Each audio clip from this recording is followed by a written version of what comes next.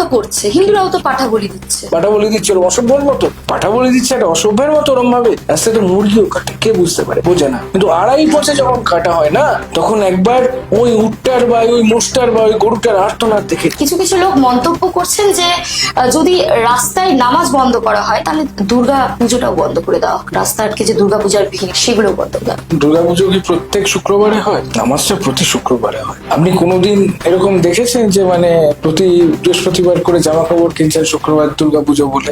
সেরকমভাবে রাস্তাটাও আটকানো হয় না। একটু সেন্সে কথা বলো। আর সবচেয়ে বড় কথা হলো যে দুর্গাপুজো কাদের পুজো? হিন্দুদের পুজো। এবার আপনি বলতে পারেন হিন্দু কারা, অবভিয়াসলি আপনি বলতে পারেন যে আপনি হয়তো হিন্দু এক্সপেক্টেড। হিন্দু শুধু আপনি নন, হিন্দু হচ্ছে সেই মাটিটা যার উপর আপনি দাঁড়িয়ে আছেন। তাহলে পণ্ডিত মশাইয়ের বক্তব্যে বোঝা গেল, পণ্ডিত মশাই যা বুঝাইতে চাইলো যে হিন্দুস্তানের মাটিতে হিন্দুস্তানেরই অধিকার থাকবো, কোনো মুসলমানের অধিকার থাকবে না। পণ্ডিত মশাইয়ের বক্তব্যে পরিষ্কার বোঝা গেছে।